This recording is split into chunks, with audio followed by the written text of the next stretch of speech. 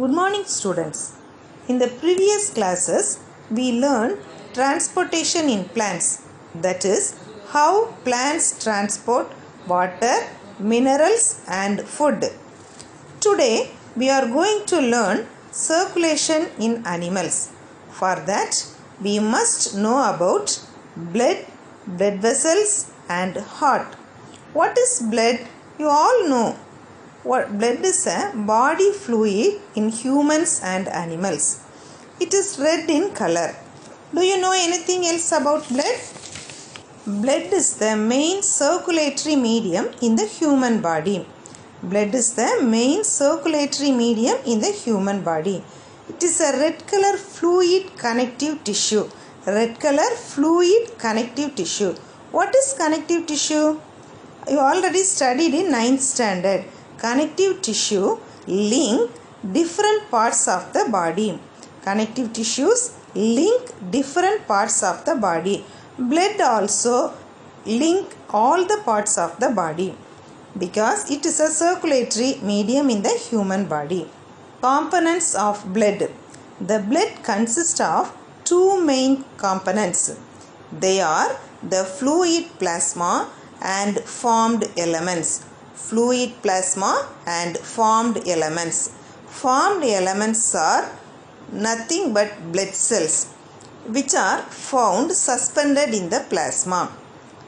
Suspended means the blood cells are dispersed in the plasma but not dissolved in a fluid. Then what are the components of blood? Fluid plasma and formed elements. Next, composition of plasma.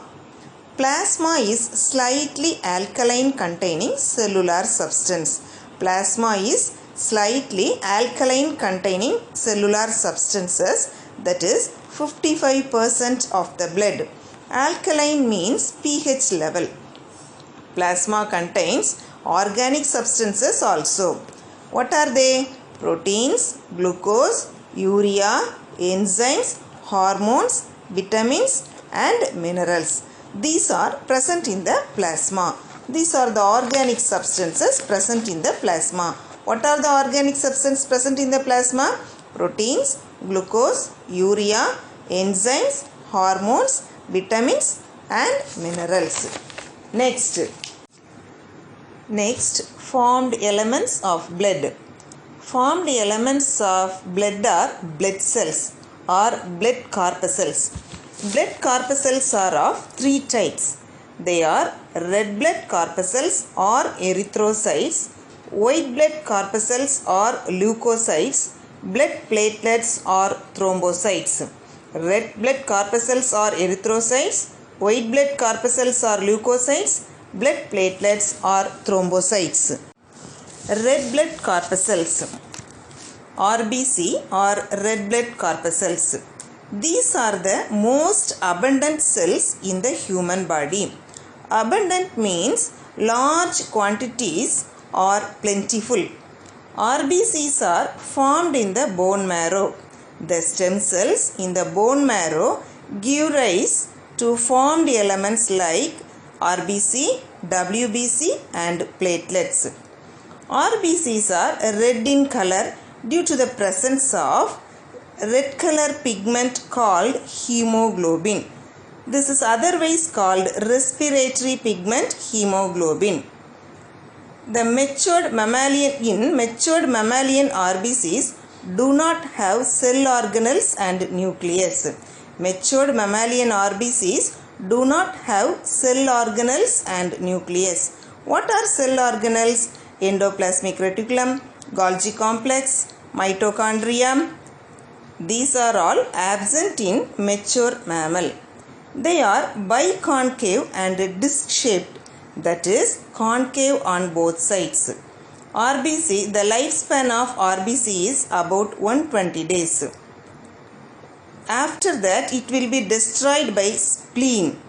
Every 120 days, new RBCs are formed. Then red blood corpuscles. These are the most abundant cells in the human body. RBCs are formed in the bone marrow. They are red in color due to the presence of respiratory pigment called hemoglobin. Matured mammalian RBCs do not have cell organelles and nucleus. RBCs are biconcave and disc-shaped. Their lifespan is 120 days. One important question.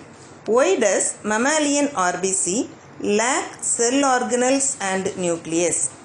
Mammalian RBC lack nucleus and makes the cells biconcave. Mammalian RBC lack nucleus, makes the cells biconcave and increase the surface area for oxygen binding. Nucleus is absent, so increase the surface area for oxygen binding. Next, loss of mitochondria. This loss of mitochondria allows the RBC to transport all the oxygen to the tissues.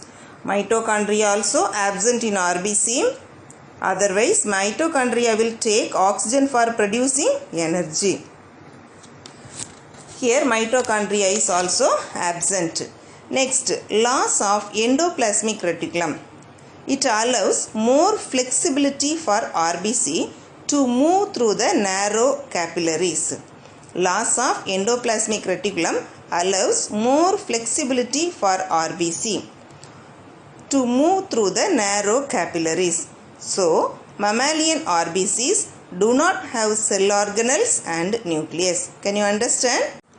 WBC are white blood corpuscles, otherwise known as leukocytes. WBCs are colorless. They do not have hemoglobin because hemoglobin only gives red color to RBC. Here WBCs do not have hemoglobin. They are nucleated cells, that is, they have distinct nucleus, but RBCs do not have nucleus. WBCs are found in the bone marrow, spleen, thymus and lymph nodes. I already told they are produced from bone marrow. Lymph nodes are small structures that work as filters for harmful substances. They are capable of amoeboid movement. Amoeboid movement means these cells use a pseudopodia or false foot to move forward. WBCs are two types. They are granulocytes and agranulocytes. Granulocytes. They contain granules in their cytoplasm. You can see some small granules in the picture. Their nucleus is irregular or lobed. The granulocytes are of three types. They are neutrophils, eosinophils and basophils. First one, neutrophils. Neutrophils are large in size. They have 2 to 7 lobed nucleus. The nucleus is lobed. These cells form 60% to 65% of total leukocytes. Leukocytes contain 60 to 65% of neutrophils. In neutrophils, the number increased during infection and inflammation. That is, these neutrophils help to heal damaged tissues and resolve infections. Neutrophils are larger in size, 2 to 7 lobed nucleus. They form 60 to 65% of total leukocytes. Their number increased during infection and inflammation. Next, eosinophils. Eosinophils, it has bilobed nucleus. That is, nucleus is bilobed or two-lobed. These cells form 2 to 3% of the total leukocytes. Their number increases during allergic conditions and parasitic infections. For example, eosinophil play a key role in the symptoms of asthma and allergy. It brings about detoxification of toxins. Detoxification means removing of toxic substances. Eosinophils, it has bilobed nucleus. These cells form 2 to 3% of total leukocytes. Their number increases during allergic condition and parasitic infections, it brings about detoxification of toxins. Next, basophils. Basophils have lobed nucleus. They form 0.5% to 1% of total leukocytes. They release chemicals during inflammation, that is, the body's immune systems responds to an irritant. Basophils have lobed nucleus. They form 0.5% to 1% of total leukocytes. They release chemicals during inflammation, that is, the body's immune systems responds to an irritant. Agranulocyte.